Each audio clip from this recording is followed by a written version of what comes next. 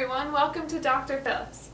Today we have a very interesting guest. His name is Iago, and some of the Venetian officials have asked us to evaluate him. The exact details are still under investigation, but it seems as though he may be responsible for the death of not only his wife, but his boss, his boss's wife, and his friend. We are going to try to get to the bottom of this.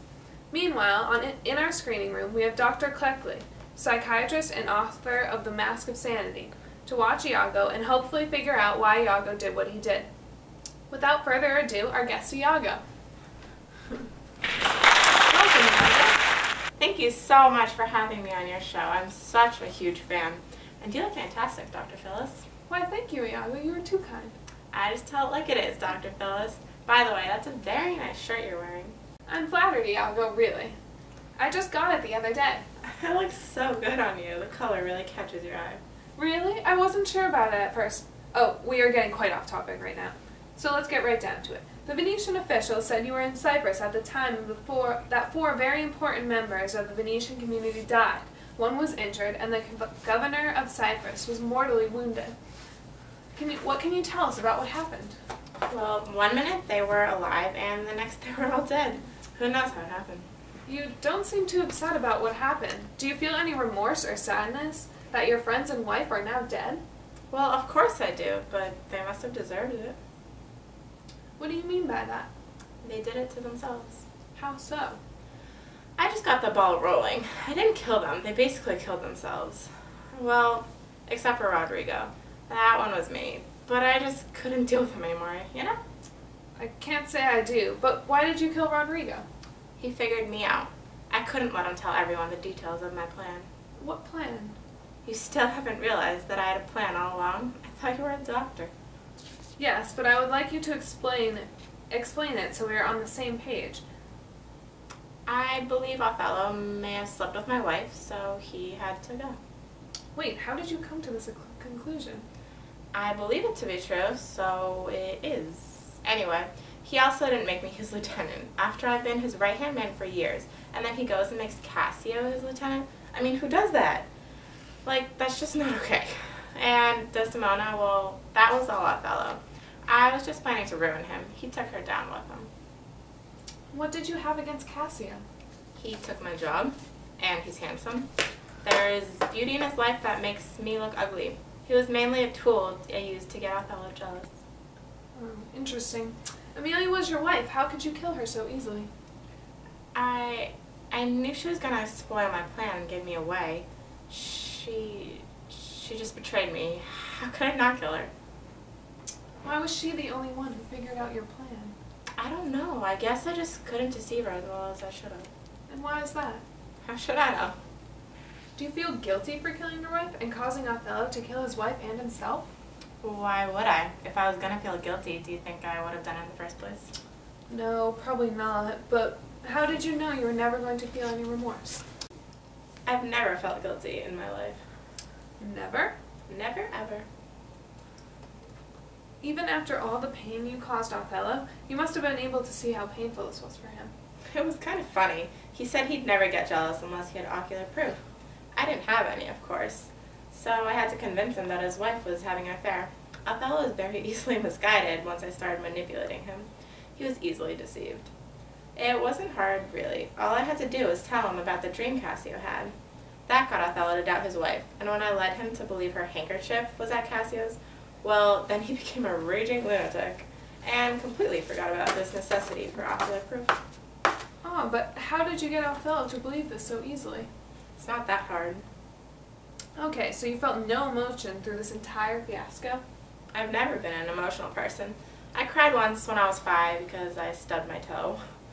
But I haven't felt any emotion since then. If this wasn't driven by emotions, then why did you plot Othello's downfall? Because I can. And like I said earlier, he had an affair with my wife. Is that not an acceptable reason to get revenge? But then why did you involve Cassio? The more the merrier. You know the saying, it's all fun and games until someone gets hurt? Well, once they get hurt, it's hilarious. So why not have some fun? You enjoyed hurting your friends? I wouldn't call them my friends, but yeah, for the most part. I like seeing my plans unfold as I wanted them to. Well then, we're almost out of time, but lastly, did you see anything wrong with what you did? No. Alright, we'll be back with Dr. Cleckley after the break. Do you often find yourself getting very angry when situations seem suspicious? Do you want to go into a rage and then start screaming? Well then, you need the Rage Patch. See how the Rage Patch works. Isn't that your wife over there talking to that guy? Yeah, it is. That's strange. Don't worry, I bet it's nothing. Does she talk about him? Well, yeah, all the time. Really? Yikes. Oh no. What if she's cheating on me? Oh, I doubt she is. Although there was this time... Never mind. No, what? Tell me. Oh no, it's nothing. No, really, tell me. Well, I did hear him say her name while he was sleeping once. And he blew his nose on an embroidered handkerchief that kind of looked like your wife's. But I'm sure that doesn't mean anything. Maybe he just had a cold. Oh my gosh, she is cheating on me! Yo, chill out. What's the big deal? My wife's cheating on me! We'll put this on. This is the Rage Patch. It will calm you down. Thanks. That is great. I feel so much better. I wish she's not cheating on me. Rage Patch. It'll chill you out. Welcome back to Dr. Phyllis. Here now with us is Dr. Cleckley. Dr. Cleckley is considered one of the experts on psychology and is here to evaluate the conversation I just had with Iago. Now, Dr. Cleckley, after watching the conversation, what would you say caused Iago to act as he did? Iago exhibits all the characteristics of a psychopath. And what are those characteristics? More often than not, such a person will seem particularly agreeable and make a distinctly positive impression when one first meets him. From what I saw, Iago was very sweet when he first arrived, and it wasn't until you started asking about what happened that you could see the true side of him. Oh, I have to admit, I was very surprised how sweet he was. Now, Iago said he had no guilt. Is that a characteristic as well? Yes, feeling no guilt or having no conscience is a major characteristic as well. He said he didn't feel guilty and didn't see anything wrong with what he did. In fact, he almost seemed to enjoy reminiscing and remembering the pain he caused Othello. And his comment, the more the merrier and why not have some fun, just go to show that he enjoyed inflicting this pain in both Othello and Cassio for no reason at all. So you think he did this just because? Yes, psychopaths often don't have a reason for their actions. They do it simply for the excitement or because they can. There's very rarely a motive behind these actions. Oh, you said because they can. What gives them this ability? In addition to feeling no guilt, psychopaths are often really smart. This allows them to plot and plan things that most of us couldn't. In addition, psychopaths are often very good at lying. They can usually pick up on how people react as well. So, for example, when Iago knew Othello would get jealous when he mentioned Cassio and Desdemona being together, so Iago could predict exactly how Othello would act because of his abnormal understanding of people and his intelligence. So they understand how other people will react, but they don't react themselves? Correct. Psychopaths rarely show or feel any emotions at all. They rarely understand that they're evil and that what they're doing is wrong. And as it was very clear when Iago stated that he saw nothing wrong with his actions, they don't understand how evil and cruel they really are. So you believe Iago is a psychopath, and that is why he manipulated and hurt everyone?